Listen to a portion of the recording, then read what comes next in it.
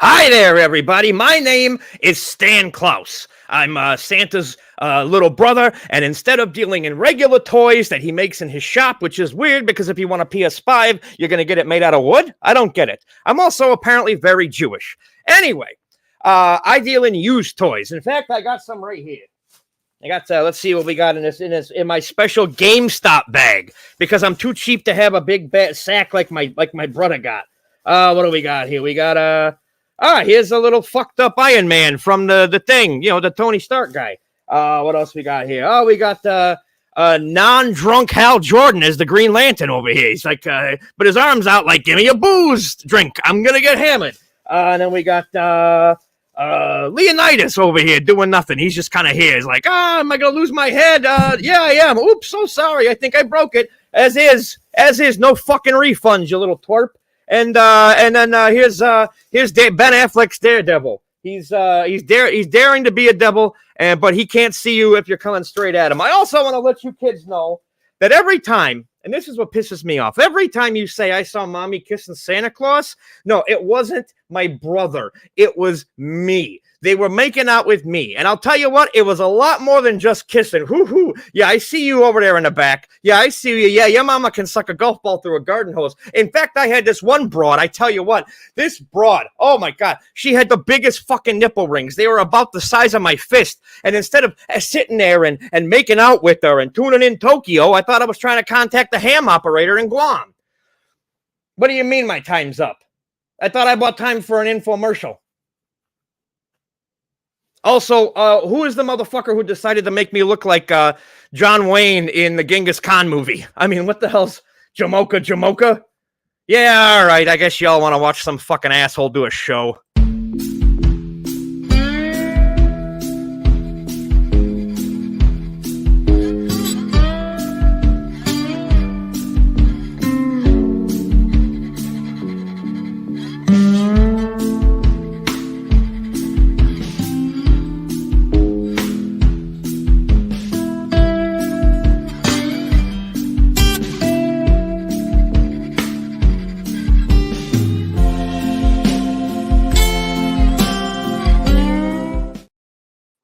All right, so we're back. I can't believe that Stan Klaus. Yeah, he was. Was he canceled right away? He was because apparently you're not allowed to call a woman a broad anymore. That is true. Is there something on my mouth? It really hurts. Are you trying to hide your herpes? Is that what's happening? I mean, I'm trying really hard, but I mean, is there? Oh shit! I mean, oh. I felt that. And that's how you shave when you're broke, folks. And that's how you shave when you're broke. Welcome to the Ron Pertee Show, second to last episode of 2023. Yes, woo! We're the Uma guys. Remember? Remember that shit? Shaboopy. Right. Yes, exactly. Spadoinkle. But we have an amazing show for you tonight. Now. Our good friend Nate, my lovely assistant Nate, may have to take off at some point, just letting you all know. I know how much you love him. I'm in Portland right now, Portland, Oregon. Yes, and I know of someone who apparently thinks I'm hot and sexy, that thinks you're hilarious, and our chemistry is great. So we have to keep this thing going until one of us dies of a heart attack. And I think it'll be me. Anybody out there want to take bets? Yeah. What's the over-under on that fat bastard Pertee dying? But we have a great show tonight. I don't know what I'm talking. I fucking, that thing sucked all the energy out of my brain, that wig. Tserrof is here. He has been on. He is the reigning, defending, universal Friday the 13th champion. And he is here, and we're going to talk about some stuff. We're going to have a sit down and maybe make some announcements. So, Tserrof, thank you so much for being here. Greetings. What's going on? I am, yeah. So what, I'm telling you, the whole thing, did the mustache glue get up your nose? It might have. Brain cells? You weren't supposed to inhale that. It was you just breathe out of your mouth. Is that how it works? Yeah. Okay. That adhesive is no joke. It's really not. And it cost me like $3 for a bunch of them. And apparently you're supposed to wear them at a party. and like, you know, look at me, everyone, I'm a bandit, and that kind of thing. But I wore that thing for far too long. Yeah, you've had that on for like almost half an hour. Yeah, because I had it on when I was in the green room talking to Tserrof about what we were gonna do. I think you should have a character every time with the mustache that gets canceled for some reason. I was gonna shoot something for the cold open, and all I'm gonna say is the hostile hospice. I think I've told you about this before. Yeah. Yeah, and someone watching knows all about this, and actually, the person watching is the genesis for the character. Like, it's not like them, but like just the word hospice. Yeah. So just so you know, Eli Roth is going to be here for a Horror Hound, and I think I just got an idea of what to pitch him for his next movie. Oh, good. Good. Just imagine Hostel, but it's geriatric instead. Yeah. It's Cocoon meets Hostel. I mean, with Wilford Brimley. I got diabetes, so they're going to cut off my legs, but they're going to show everybody. Oh, my God. Like die anyways. Like Let's, yeah. You know. Exactly. And I'm sorry, everybody. I know my hair is usually a lot better, and I actually, ever since I started seeing my lady friend, I take pride in my appearance. God forbid. And it's so I'm kind of purposely keeping my head out of frame. But before we get going, I do have to announce that you need to be here January 2nd. January 2nd is a big day. Because we are crowning me the official king of late night. Crown and all. That's amazing. Yes. It's about time. It is. I've only been fucking doing this thing for since that time. Since the dawn of time. Since the That's dawn right. of time. When you were doing this, they were writing history. They were actually, as Nelson said to Lisa, because I'm watching The Simpsons again in the Mark Twain episode when they were riding the rails with the singing hobo, and Nelson goes, "It predates agriculture." Or no, actually, that wasn't the episode. That was the one with where Lisa finds out how to stop a bully because it's the pheromones that nerds give off. That one, that's a really good episode. I like that a lot. Because I always watch with the subtitles on, and you hear this guy at the scientific convention twice say, "Let's just not listen to her."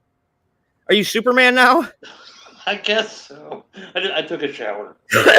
But I also want to announce that while you can listen to this afterwards, if you're on Spotify, you can also watch it because the video gets uploaded. Oh, nice. So this is a TV show. It's not a podcast anymore. And it's something that I've always been fighting to get to. I have a friend out in Maui who's a radio DJ, because that's, not like the who has always been jealous of the fact of how good I am on TV, and I've always been like, no, I'm not. What are you fucking talking about? I don't know what you're talking about, because I hate myself. But anywho, Tserrof is here, and we're going to talk Tserrof because that's his favorite topic. Yes, me. Yes. So now you are currently in Ohio. Were you born and raised there, or? Yeah. Because that explains a lot. Yeah, fuck off. Yeah. Born and Sammy raised. Callahan, fuck. Hey, Ohio versus everything. He's from Dayton. I'm from Cincinnati. Okay. But yeah, been in Ohio, the Ohio region, pretty much my entire life. There was a brief few years I lived in northern Kentucky, which is just more Cincinnati. Like, God. that's how, when our international airport is in another state, but it still says Cincinnati, I mean, it's practically Cincinnati then. Yeah. Oh, well, I see. I have issues with a person that spends their time in Piqua and Troy. That is, I want to say northeast, like way northeast, like probably around the Cleveland area, maybe. Because I have issues with somebody who spends time in both places. So I was going to, during Purge night, I was just going to blow up. I was going to get you and Sally Ann and just blow up Ohio. But I think I'll just take out those cities instead. Yeah, we got Skyline here. Can't get rid of that. I'll bring Skyline too. Yeah, all right. Oh, cool. I mean, Perfect. there How are about, skylines in about Florida. Lima and Kalida, Ohio? So it's Lima is I'll be nice to it, because that's where Al Snow's from. But yeah. at the same time, that's where Al Snow's from. Yeah, exactly. Let's go through some of these comments real quick. No, they weren't, because Sammy Callahan's a piece of shit. Did you ever send him a chance? No, because we're a broke ass show. We have about as much money as Tales from the Podcast, but you should watch this Saturday when we talk about Texas Chainsaw Massacre 3. I mean, I've got enough titles here. I'm already dripping in gold. I don't need another one. Kenny Omega, everybody. He's got diverticulitis. I'm not going to lie. I was one of those asshole little trolls that went, but that's just me. I will say he was the more mature of the three in that fight with Punk. Because the Young Bucks decided to take a victory lap around the United Center in Chicago, and it was half empty. He was also the one that tried to save Larry. Well, I don't know. I love Larry though. Yeah, Kenny Omega tried to save Larry, and that's when Ace Steel bit him. Yeah. Kenny Omega was trying to do the right thing, and poor Larry. Yeah. Anyways. Larry's awesome. His name is Larry Talbot. He's named after the Wolfman, and he's got the world's best underbite. He pretty much looks like the Wolfman. Yeah, basically, yeah. But now, growing up in Ohio, how was it? Like, what kind of a growing up? What kind of life did you have? Were you a latchkey kid? Did you have somebody there at home when you got home from school, or? So growing up, my parents, I come from a blended family, if you want to call it that. Both my parents had a previous marriage, and they had a daughter from each marriage. And I always like to say this: I'm the third child, but the second born. Huh. And it always makes people like their brains just. No, I get it. I get it. I get it. 404. Yes. Yeah. My mom had a daughter. My dad had a daughter. They got together, had me. So I'm the third child, but I'm only the second born for each of them. Well, that makes sense. So my oldest sister lived with us. My second oldest sister lived with her mom, and we saw her on weekends occasionally. Also, my oldest sister is almost 10 years older than me. So growing up, we didn't get along very well, just because, and this is something my sister actually told me when we made amends years ago. She's like, I never hated you. It was just, I was upset because I couldn't find any way to relate with you because we were so different in age. Which, it is what it is. Yeah, like me and the intern are 10 years apart. Yeah.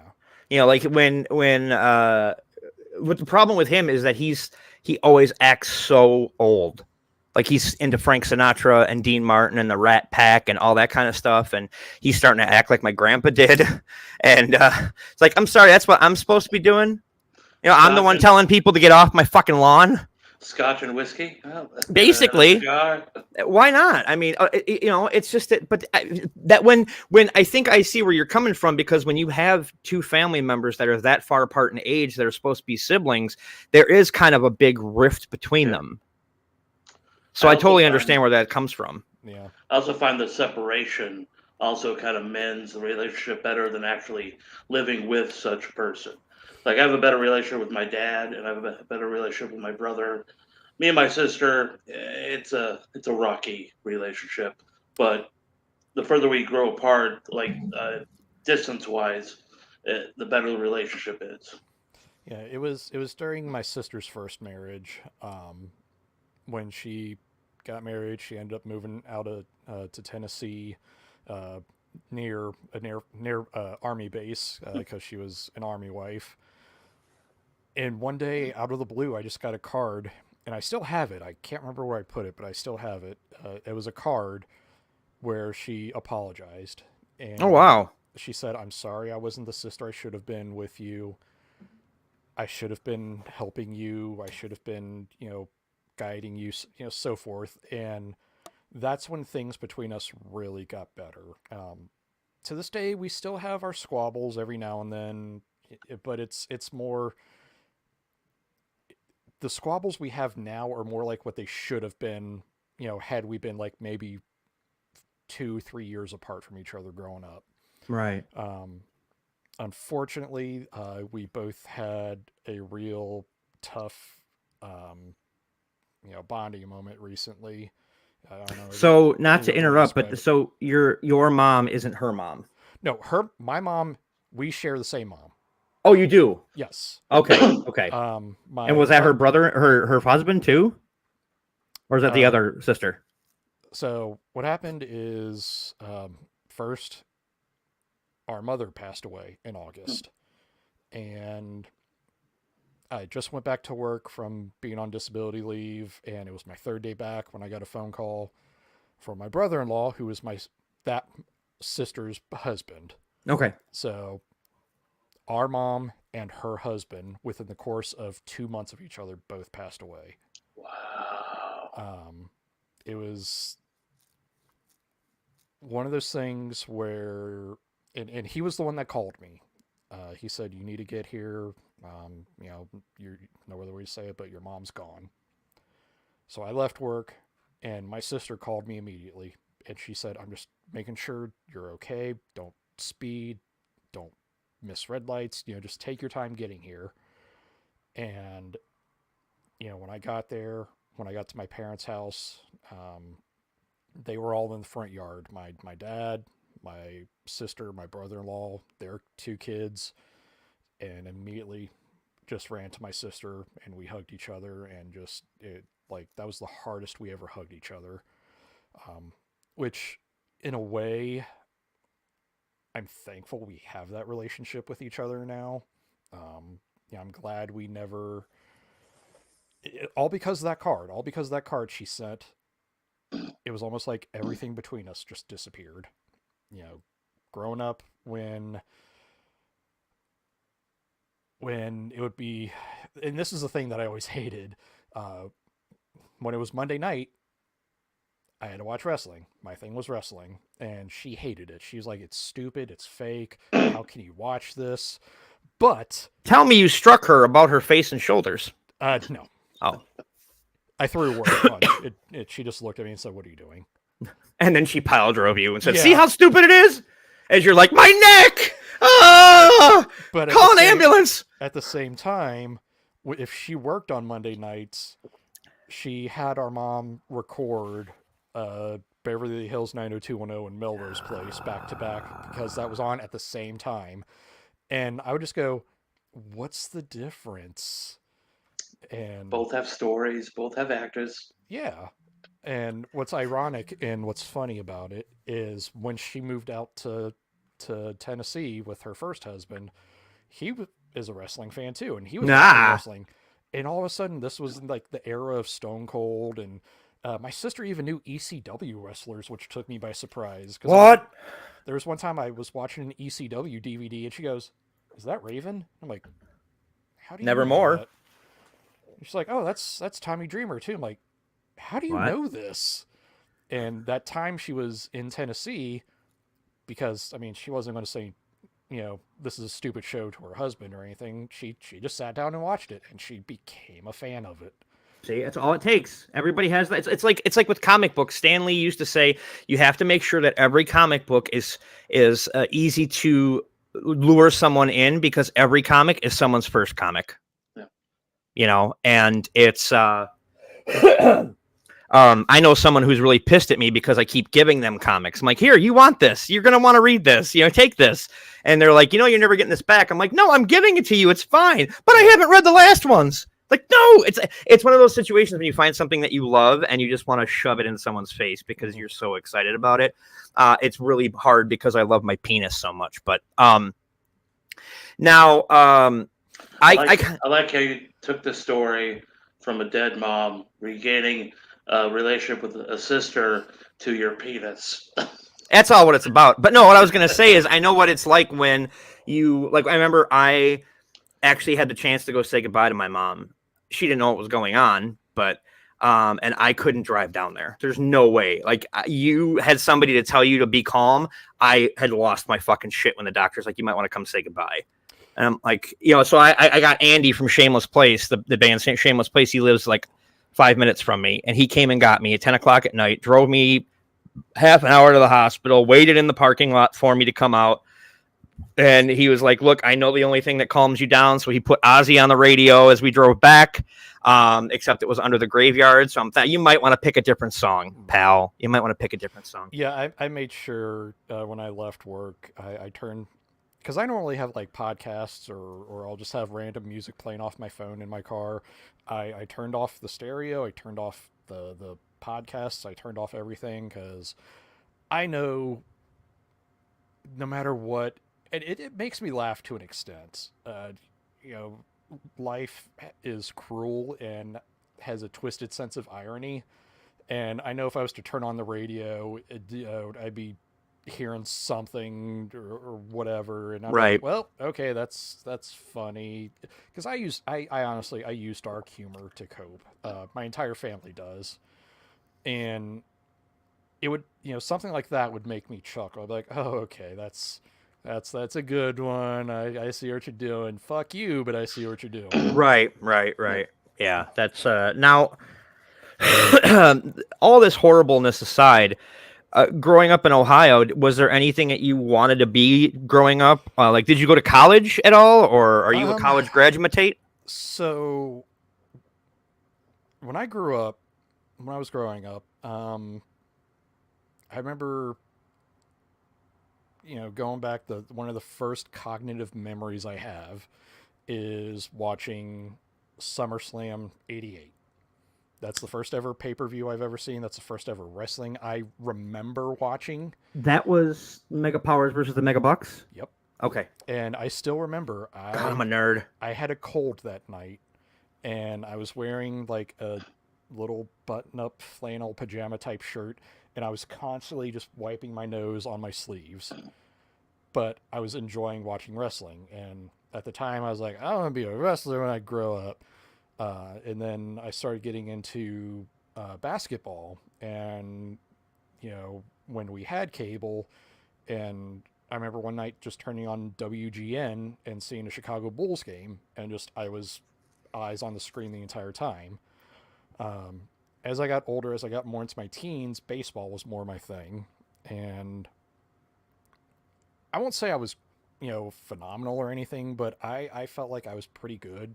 When I was doing little league up to high school, but what sucks is I fell out of love with the game because of the people I was around. I played 1 year of high school baseball, and everyone thought they were going to be like this unsigned draft pick, and it was like, I'm going to hit a home run every time I'm at bat, and that's all they cared about. And I'm just like, that's not how this works. It's a team game. But watching baseball, following it as a kid. And have you fallen back in love with the game at all, or? Yes and no. I'm a lifelong diehard Cincinnati Reds fan. I remember the last time they won the World Series. Barry Larkin was my favorite player growing up. He's still on my bucket list if I can, if I ever get a chance to meet him type scenario. And my grandfather, my dad's dad, he took me to my first Reds game, and this is when he was passing away. He had I think stomach cancer or no, not stomach. It was pancreatic. Thank you. Yes. So he knew he was on his way out, so he did everything. He literally spent all his money just to spend time with me and my dad. And he would call us up, hey guys, what are you doing tomorrow night? Nothing. Cool, I got us first baseline tickets to the Reds tomorrow. Oh, fuck. And that's the main reason why I still love watching baseball. I still love following it. Right. Bengals, same thing. I'm a lifelong Bengals fan. I'm not a fair weather fan. I with everything that's been going on this season, I've been calling a spade a spade. This season has been weird. It's been insane with the Bengals, and it's one of those things. I'm looking at it now, and I'm like, did we spend the money on the wrong guy? Well, I mean, you mentioned things being fucked up in the opening bit. I was almost going to say, all those moms that get fucked by Santa Claus, it's me. I'm the Zach Wilson of the Christmas. But I thought maybe it was too much. And plus, my audience, I don't know if they'd know who Zach Wilson is. So, I mean, to follow, and that was intern's joke, by the way. To follow up, I did a year of college. There's circumstances that prevented me from going back. That some of it was it didn't feel right for me, and it's not for everybody. And yeah, I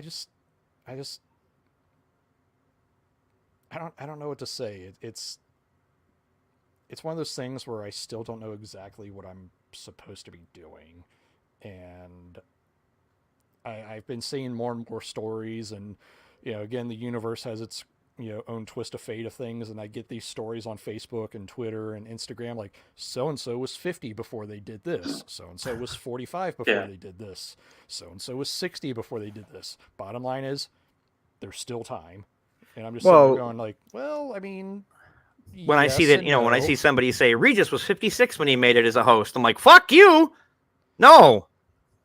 So, but I mean that's yeah. So some people reach their peak, and some people find it later on in life. Yeah. Like when I was like 10, my parents put me on the soccer field, and turns out sports wasn't my thing. And so maybe they like did they when they put you when they put you on the field? Did they say, okay, now these people are going to kick you into that net? No, they no. Okay. No, I was just off in the field doing like chasing butterflies and shit like that, not doing the actual activity, and like, no, this is not for me. Yeah, like I played little league basketball, and I love the game. I was just no good at it. And then, of course, I was the tallest person on the team, and they give the goofy looking white guy number 33. It's like, thanks. I'm really going to be making a bunch of 3-pointers now, huh? Is that what you're expecting? Your wish fulfillment that I'm Larry fucking Bird? That's great. Thanks.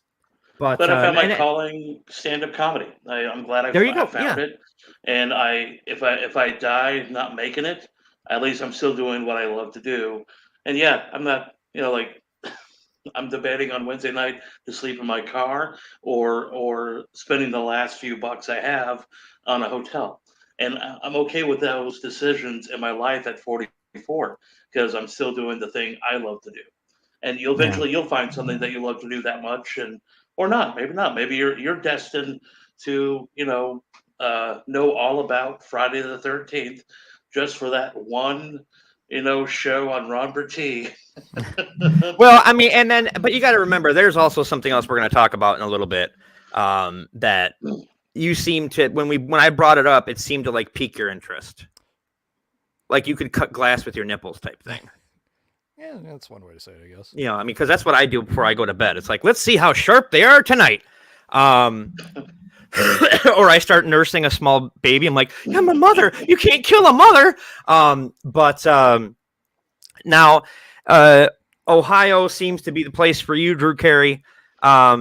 Says the guy who's looked like him for the past 40 fucking years. And has there ever been any kind of inkling for you that you wanted to leave? That like maybe there's something else for you out somewhere else? Kinda. I'll say this right now. One of my favorite cities to go to is Chicago. If I have any reason to go to Chicago, and you more than anyone knows this now, yep, I will go to Chicago. I fell in love with the city. The first time I went there was it was a class trip for my French class, and it was to go see a opera. And my teacher, who now later in life has actually become one of my closest friends, she has the same age gap. She hot? She's married. She has the same. People's brakes stop. She has the same age gap with her sister that me and my sister have, and we have the same age gap ourselves. So she kind of someone aside. Kind of like, shut up. Sorry, Sally. uh, after graduation, she more or less kind of like adopted me as like her surrogate brother, Oh, and good. she was actually one of the when I was diagnosed with manic depression, she was one of the first people that saw the signs and actually got me help for it, which I owe graciously to her to this day. Now, I'm glad you opened that door, the depression door, because that's something that I want to hit on. Because a lot of people, like you said, she was the only one to notice it, the symptoms and everything. Do you ever, because I suffer from the same thing. I have that. I have like severe anxiety when my therapist says, well, when we're doing our whatever, she's like, what's your anxiety at today? And I was like, 11? Yeah, Okay, well, it only goes mine's up to 10. I'm like, no, it's 11. Just fucking change it. God damn it, Spinal Tap. But mine's like, constantly at like a 9 every do you day. do you do you get people who say to you, "Oh well, just go outside and get some sun, you'll feel better," or just go and cheer up, that kind of thing? Because Have you I tried fucking hate not those being people. depressed? Yeah. Oh my god, I hate those people. I fucking hate them. Yeah. The When I knew there was something wrong with me, I was 16, and I went to my mom. Um, and just for a little background on her, she grew up in a bad situation for herself. I won't get into it, but she didn't have the greatest upbringing, and she did everything she could to change that for my sister and for me to make sure we didn't go through that. But at the same time, she was a product of her upbringing, and there was no such thing as depression or anxiety when she was a kid. It Yeah. was just you sucked it up and you dealt with it. Uh huh. So when I went to her and I was like, there's something wrong with me, I don't feel okay. It was just, well, go take a nap, you'll be fine once Oh I'll cook dinner once you take a nap, once you get food in you, you'll be fine. I was like, nope. it's more than that. Mm-hmm. Um, It's way more than that. and I didn't officially get diagnosed until I was about 17 or 18 years old, with manic depression and uh, bipolar disorder, um, which I inherited that from her, unfortunately, in that side of the family. Oh, I know Thankfully, all about that. Yeah, I got mine from my mom too. yeah, thankfully, both sides, my mom and my dad's side, came from alcoholics. My dad never had that trait. My mom never had that trait. I'm a social drinker, and by social, I mean I may have like a glass of scotch, and that's it. That's my cutoff. And thankfully, I've never had that trait myself.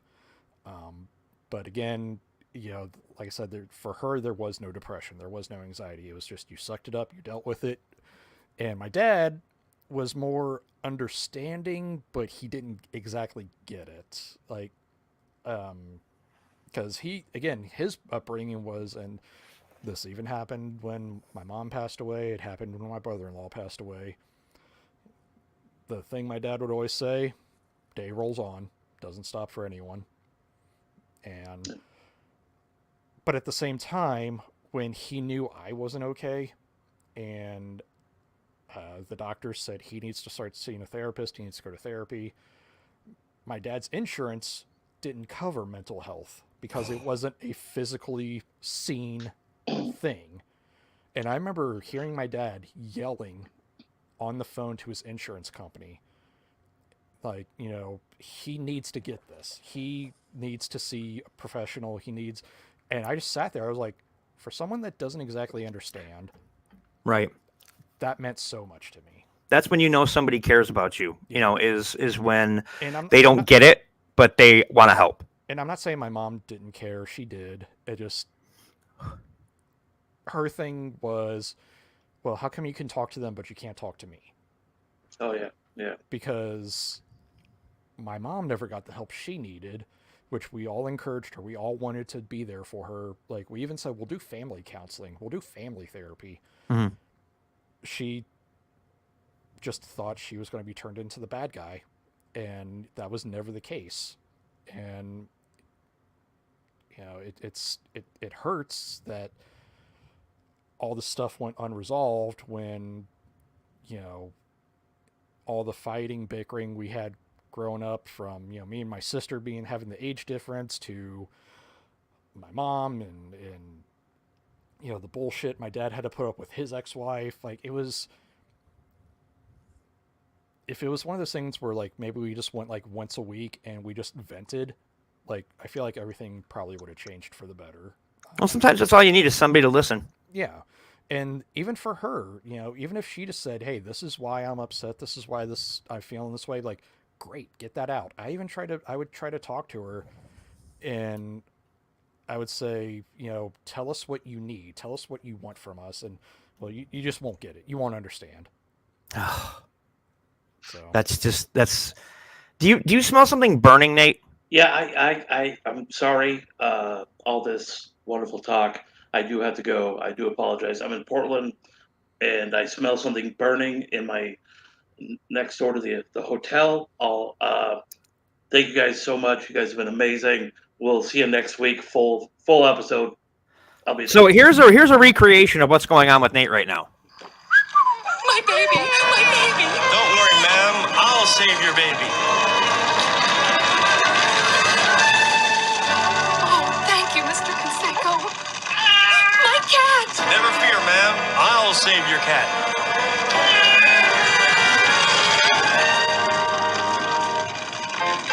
My player piano. Oh, man. So you go save that baby and that cat and that player piano, and don't forget to put the washer on the other side of the dryer. See you the day after Christmas, everybody. Yes, this is the Christmas episode. Yeah, great. Yeah, we'll see you guys. We'll see you next week, bud. I love you. Yes. So next week is Dear Ron's. So get your emails in. Dear Ron. So, now that he's not here to ruin the fucking show, I'm kidding. I'm kidding.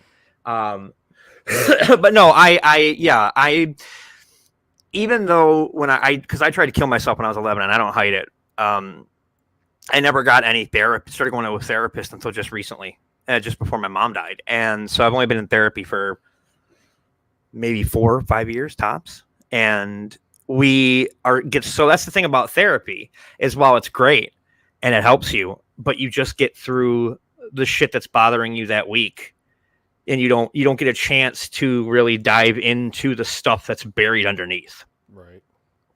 And I don't know how much stuff you got buried underneath, but I got myself a deadite army going on, ready to storm Castle Arthur or Castle Candor.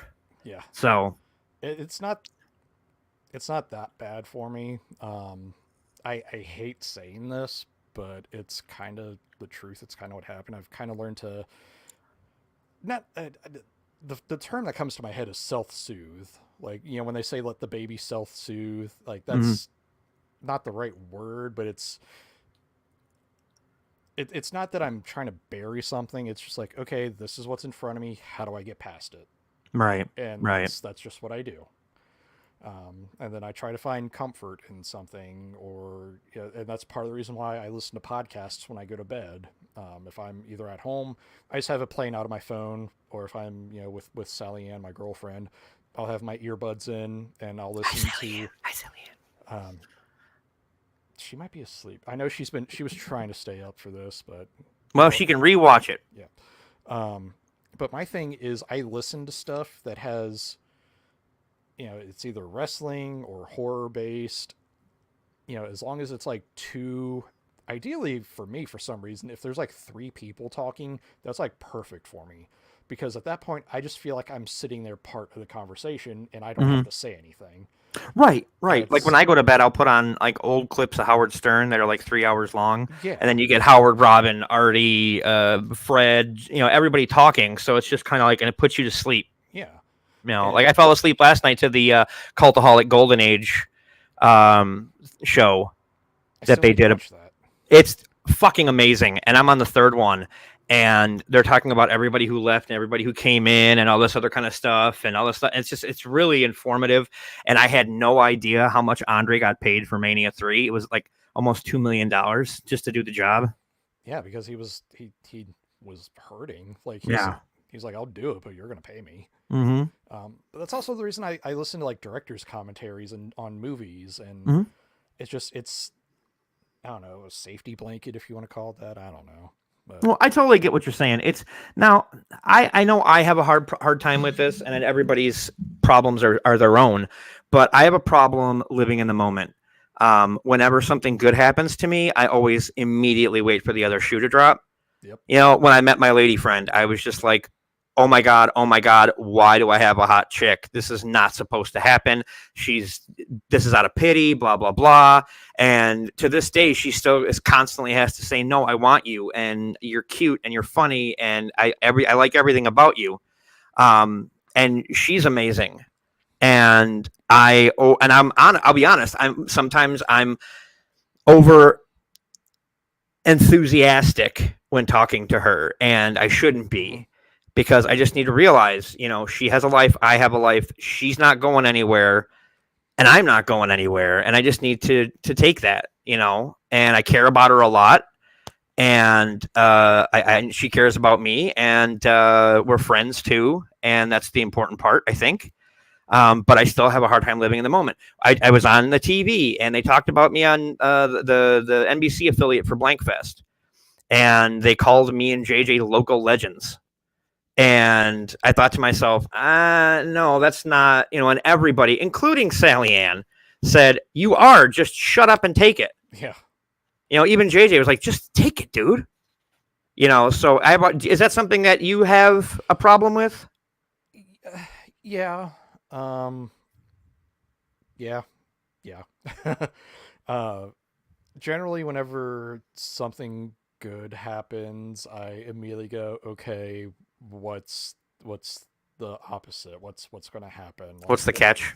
Exactly. What's the catch? What's the Right. fine print? And I try not to do it. And sometimes, and then there's times where I make something happen because I'm just like, fuck it, this is what I want to do anyways. When Sally Ann and I went to the AEW show that was here a couple of months ago, Mm-hmm. I looked at ticket prices and she's like, oh, you don't have to do. I'm like, fuck it, we're going. We haven't done anything. We haven't been anywhere in a while. Right. I'll worry about it later. And we went. We had a great time. You bought a Scissor Me Daddy shirt? I did. I bought her a Danhausen flag. I got a Ohio or a Buckeye Combat Club shirt just because fucking mark for Ohio shit. And plus the plumber comes from your city. Yeah. Yeah, let's not talk about John Moxley. I just mentioned his name. Now I have to put him in the tags for this episode. But there's days where I expect something bad to happen, and then there's days where I know if I make a choice, something bad will happen, but I don't care because I just like, you know what, fuck it. I've been upset. I want to do this. I want to go see this movie. I want to go to this wrestling show. My thing lately is I really want to go out and see a hockey game, a Cyclones game, because one of the first real dates Sally Ann and I had is we went to a Cyclones game, and it was one of those it was teddy bear night where if the Cyclones scored in the first quarter, you got to chuck a teddy bear onto the ice. And I still remember this because it was absolutely hilarious. 15 seconds into the first period, they scored, and it just, the best description I have is if you remember Terry Funk and Cactus Jack in ECW where Terry's asking for the chairs and they just toss the chairs. It was like that, just with teddy bears, and it was great. Jesus. That's awesome. So, but I mean, in the long run, it's, I believe there's not much I believe in, but I do believe in balance. For every good, there's a bad. For every bad, there's a good. And it's one of those things I've just accepted over time. And it's like, you know what? I have no power over it. It's whatever's going to happen is going to happen. And right. I'll figure it out along the way. Yeah. For a long time, I thought, because in May of 2020, I had that big interview with Joe Bob, the live one. And I don't know if you've heard that or not. I still have to watch that. The last one I watched was the one you did with Peter Weller. And I'll send you the Joe Bob one because it was live and it was awesome. And I kissed his ass and he laughed. And I got that and it was so big and it was so amazing. And then all of a sudden, my mom started getting worse. And I was like, oh God, something good happened to me, so something bad happened to her. But that's just not how it works. You know what I mean? I can't think that. And that's something I think a lot of people in both of our situations have to deal with, is trying to, realize if something good happens, it's some one thing. It's not something. Not cause and effect, because it has nothing to what happened. If something good happened to you, doesn't mean something bad's going to happen to somebody else. You know what I mean? It's just part of the roadmap that you're Exactly. And that's exactly. Now, speaking of roadmaps, I don't want to get into it, but you have been married before. Yes. Okay. How did the end of that relationship impact your you as a person? The end of the relationship was extremely hard. At the time, my ex-wife, my then wife, we had just lost a child. She was about 5.5 months pregnant, and she had a miscarriage. She actually absorbed the pregnancy, Ooh. which is very toxic and can cause the person to pass away, because that's her body was trying to essentially attack itself to get rid of what it saw as a threat. Right. And because of that, we kind of drifted. I'll admit this, I drifted, because I something I was looking forward to, I knew wasn't going to happen, and it hurt a lot. You know, and by the end of it, some other things happened that, I've since, me and her have talked about it. We've put our differences aside. We've, said, okay, it happened. We're not angry at each other. We're not mad at each other. We still talk on a, I don't want to say consistent basis, but when her grandfather, or actually even before that, when her dad passed away 3 years ago now, I called her. I said, "Are you okay? Do you need anything?" And she's already been remarried at this point, and she just said, "No, but thank you for checking in on me." Right. And I was like, "Well, of course. Things happened, but I'm not gonna." I'm not going to hold anything against you. You're not going to hold anything against me. You lost your dad. I wanted to show support. When my mom passed away, she asked if I needed anything. Mm-hmm. She contacted my sister.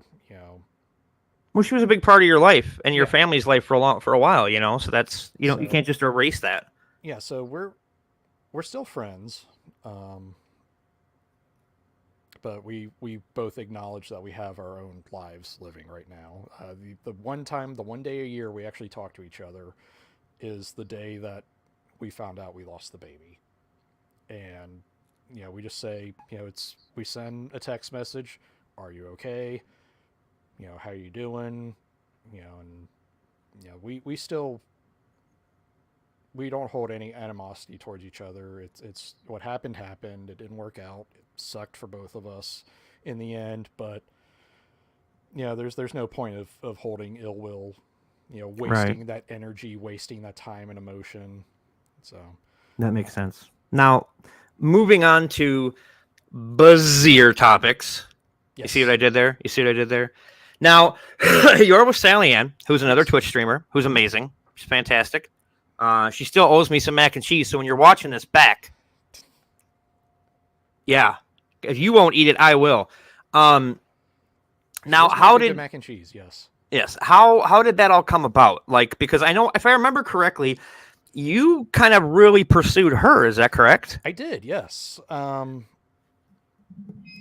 went through, over the last couple. And how long after the divorce was this? Oh, it was a while. Okay. Sally Ann and I have been together 4 years now. So it's 23, 22, 21, 2019. So yeah, we got together in 2019. I had some, I dated some, had, 1 or 2 dates, nothing happened. I dated one girl, and I knew if I didn't get out of that, it's bad stuff was going to happen. Like Mhm. it just no, and I was like, all right, I'm gonna take a break from everything. I'm just gonna focus on doing whatever. And we met through a dating site, OK Cupid, Aren't they great? and it was just one of those things where I literally opened up the app and she was like the first one that popped up. Oh wow. And something I was like, something about her. Like I don't know what it like every picture she had like this naturally bubbly smile. Mhm. Like it wasn't one of those like, all right, smile for the camera and you go and then back to A that. lot of them on dating sites. But like I could feel the energy coming from the photos and yeah, I'm reading her profile and she's like, I like hockey. I love sports. I grew up on a farm. I did this, did that, da da da da da. Was one of her profile pictures the one of her in her cowboy getup? No. Because that picture's hilarious. I'm sorry, Sally, and it's just so funny. Though the majority of the pictures that I remember was when she just had her 40th birthday photo shoot with a friend of hers, and that's when I also found out she loves bees. Like she is an honest to god bee aficionado. I've learned more about bees through her than I have my entire life. She doesn't go to Pornhub. She goes to Bee Hub. Yeah, pretty much. Yeah. And Stepson bee porn. that's I was only here to pollinate. that. No, that will. Someone out there listening is like, is that real? Let me get my sock. It's Rule 34. Rule 34 of the internet. Yeah. But like I said, just the I could feel the energy coming from it, and I was like, what could it hurt? I hit the like button, and the way OkCupid works now is years ago, back when the website first started, Mhm. you could just see whoever even looked at your page. Mhm. Now it's you don't know who looked at your page unless you like each other. And you don't know Or you pay for it. or you pay for it, which I'm like, no, I don't have the money for it. I'm just gonna, wing and a prayer. I need Hulu without commercials, God damn it. And as soon as I hit, like, probably a couple hours, maybe the next morning or something, I saw an email. So and so liked your profile back, and that gave us the chance to message each other. So, Well, let me buzz on over there and see what's up.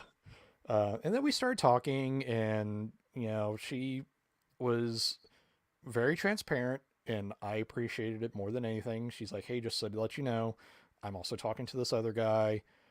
Nothing serious, but I just want you to know." I was like, "Okay, that's fine, no worries. I'm not here to rush anything." And the guy ended up ghosting her, and at that point, me and her, our first date was supposed to go to the art museum, which I'm a big fan of. I love going to museums. But she. Do you kind of secretly hope a night at the museum situation happens and Robin Williams Teddy Roosevelt shows up? Oh, I would love that. That'd be awesome. But for one reason or another, we didn't go to the museum. She just said, "Hey, just come over, we'll watch movies, and order Chinese food." I'm like, "All right, cool, that's fine." Okay. So, I go over, we watch a couple of movies, have Chinese, and then, we, part ways for the night. And I ask, I'm like, "Hey, what do you think about a second date?" And she's like, "Well, just let me find out what's going on with this guy, blah, blah, blah." And I jokingly said, like, "What do I have to do? Do I have to challenge this guy to a duel or something?" You have offended me, sir. And she got a chuckle out of it. And apparently she told that to her best friend later that night, and her friend goes, "Nope, he's the one. You need to see him." And there you go. Long story short, we're together 4 years now, and when she found out I liked wrestling, she told me about the stories about when she would go to wrestling shows in Memphis. She was telling me about stuff from the fairgrounds and Oh yeah. When Lawler would be there. Yep. And when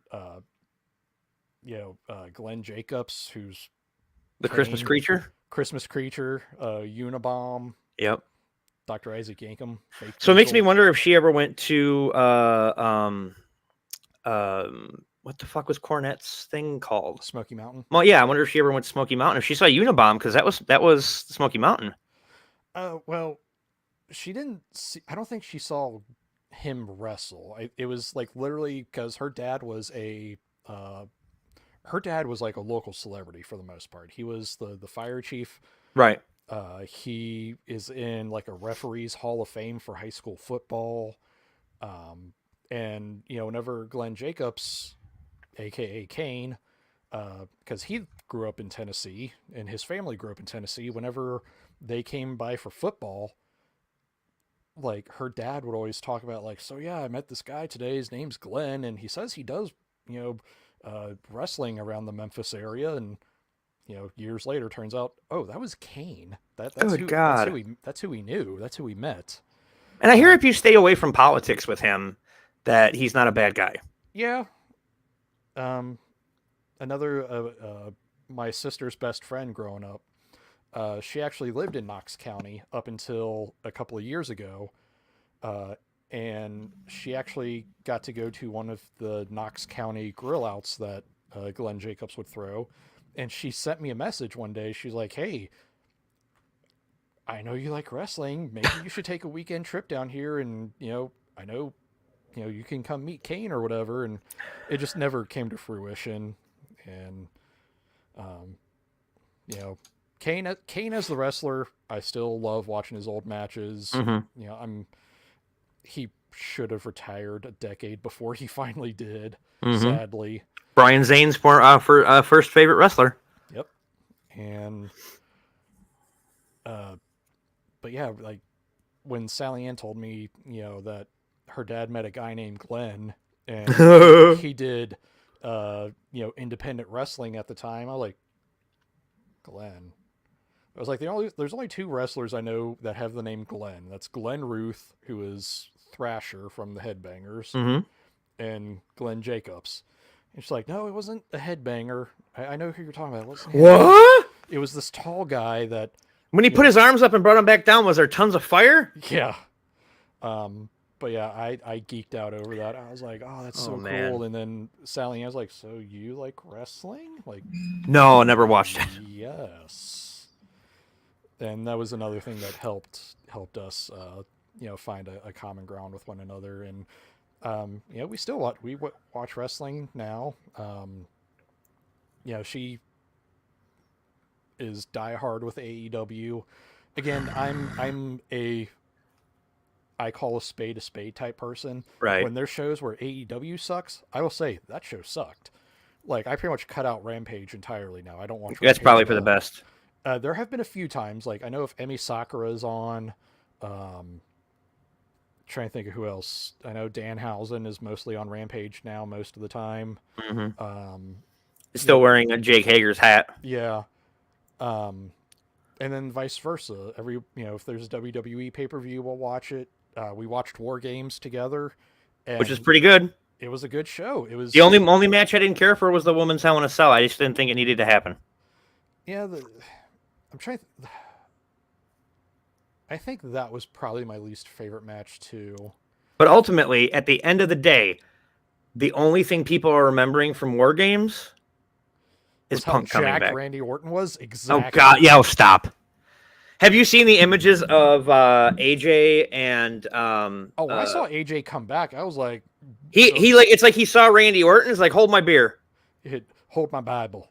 Hey, hold my gay fans. And someone you've heard about that, right? I haven't. Oh, somebody AJ was on the radio, and somebody said to him that you have a lot of gay fans, and he went, "Gay fans." Oh yeah, I know what you're talking about now. That was early TNA days, AJ, when he was very, very outspoken in his ways. Yeah, he was. Okay, so have you, before we get going here, there's one thing I want to play here. Have you heard about the Ric Flair Woo Wings? I did, and I choose to ignore it. So you heard Ric Flair's commercial for it? I haven't heard the commercial. I've just seen him hype it on Twitter. Okay, just for people who don't know, Ric Flair has there's this Woo energy drink and I'm pretty sure that the announcers on AEW aren't allowed to drink it because they might end up in the hospital.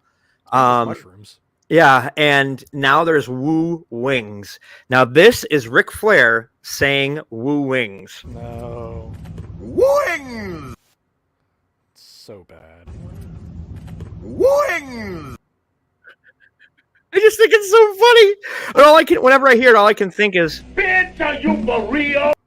So, but yeah, so that's Ric Flair saying "wings." He almost sounds like that character from the MST3K, Coily. There's something about springs. It's like no springs. But yeah, so but wrestling has this ability to bring people together. And I love it. And to loop back around, horror movies too. That's another thing. Yep. She is an avid horror fan, and Yeah, we have our disagreements about Art the Clown. yeah. We've all had that argument already. Yeah. Yeah. No, like wrestling, horror movies, and horror has been such a huge part of my life growing up. That's another thing that I've considered my safety blanket. You know, obviously everyone that knows me, you know, including the show we did a couple of weeks ago with the Friday trivia. Yeah, and the Camp Crystal Lake sign behind you has no indication whatsoever. Oh, that's just coincidence. Yeah, isn't it though? Mm-hmm. Yeah, it's the damnedest thing. Oh, what do you know? But what do you know? So you wanna get into the announcement then? I mean, yeah, we can do that. All right, so I just want to. We don't have a set start date, but I want to say that Tserrof here is going to be a part of the Ronco Productions podcast network, the RPPN, as it were. He's going to have his own show. We're still working out whether or not he wants to do it live or recorded or video or audio or all that kind of stuff. But have you decided on a name? Yes, and I kind of want to still keep it close to the chest right that's now. fine. That's fine. So I would look for this first quarter of next year. Yeah, it's going to be a little bit in the spring. Because I got a lot of stuff coming up personally that I got to get figured out. But yeah, I'm pretty much set on a few things, and you know how it's going to be.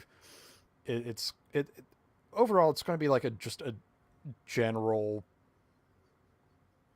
cornucopia or melting pot podcast, if you want to call it that. You know, like I said, horror is obviously my passion. Gaming as well, which we didn't even get into the whole Twitch thing or anything with that. Well, I mean, there's a lot to cover. Yeah, there's a lot. Like, yeah, and this is where I'm like, oh man, the time's up already. No, I got so much more. Like, I can literally sit here and talk for hours. Well, and that's perfect for a show. That's perfect. See, welcome to my world. But yeah, I'm going to be executive producing the show, but it's going to come out on the Ronco Podcast Production Network. Yeah, it's going to be a lot of fun, and I can't wait to get that going. We're talking about it every so often, getting things going and hammering out. But yeah, every time I get a new idea, I message you about it, and it's usually when I'm sleeping because I sleep a lot. That's how I'm getting through my seasonal depression. I just sleep as much as I can.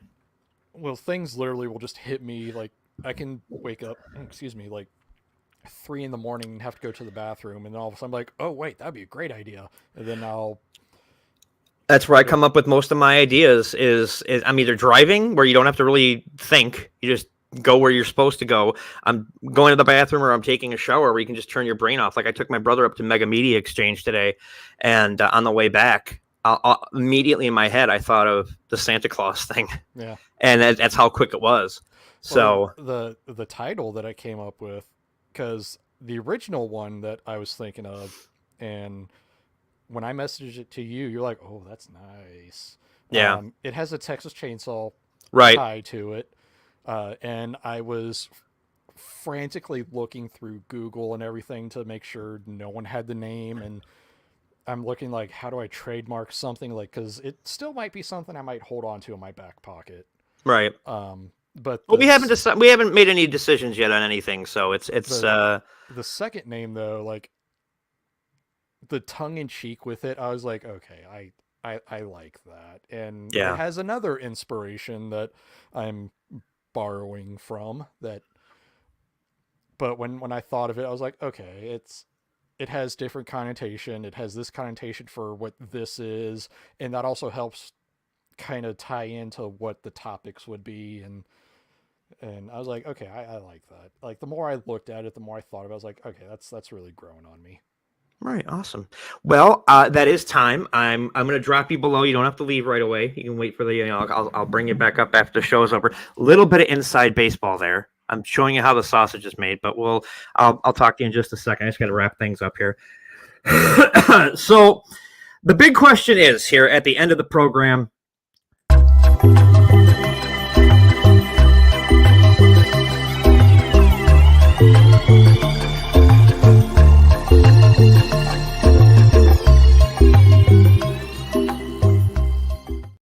What did we learn tonight? And I think what I learned tonight is that you have to accept things the way they are and not think too far ahead. If you got a gorgeous woman that wants you and you want her, just let it go. It's going to happen. Whatever's going to happen, happens. That's an important thing that you need to remember. Also, if you're going to buy a fake mustache, make sure it's not a cheap mustache because it will rip your upper lip and it will hurt a lot. But that's the show this week, actually. There have been a lot of talk about possibly going to 4 days a week, doing Monday, Tuesday, Wednesday, Thursday. But I'm not sure yet. If that's something you guys would be interested in, please get in touch. On Twitter, on Instagram, I'm Uncle Ron. Go to I'mUncleRon.com for past episodes and such, and all that kind of stuff. And don't forget to check out Tserrof _513. I see what you did.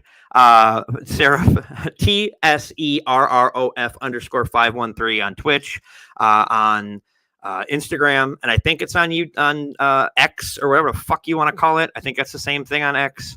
But follow him, watch him on Twitch. Tell him that you saw the show and that's why you're checking him out.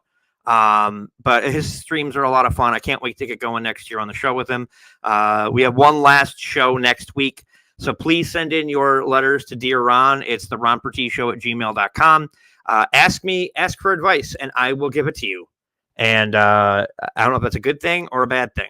So, but get that in. And then, we're probably going to talk about the year in review and all those kinds of fun things. I'm working on some big guests for next year. So, it's just kind of a weird couple of days. But to a certain person, I hope you feel better. And if you need anything, reach out. You know that. And wacky, weird, wild stuff. That is crazy. That is wild. Sis, boom, ba. The noise an exploding sheep makes. And I want to thank everybody who's been on this journey, this final move to late night TV. And the intern asked me, he said, is this a late night talk show? And I'm like, no, this is just a late night show because we do everything. We have interviews, we have fun banter, we have sketches, we have everything. So, and I love doing this and I want to do it more, but I want to know if you guys are okay with that. If that's something that you would tune in for. Instead of tuning into network TV and watching Jimmy Fallon muss up Trump's head. Ooh, look at that. But we try to keep it apolitical, unless we're making fun of something that's legitimately funny. So I want to thank you all for being here. You're all fantastic. I love you all. If you are watching this on YouTube, please hit the like button. I would greatly appreciate it. It helps get the algorithm going. And if you're watching and you haven't subscribed on YouTube, subscribe on YouTube. My goal for 2024 is to hit that 1,000 mark. Because if I hit that 1,000 mark, I can start monetizing things. And that's the important part. Monetization is important. Make that money. Dollar bill, y'all. So thanks again for being here, and we'll see you next week.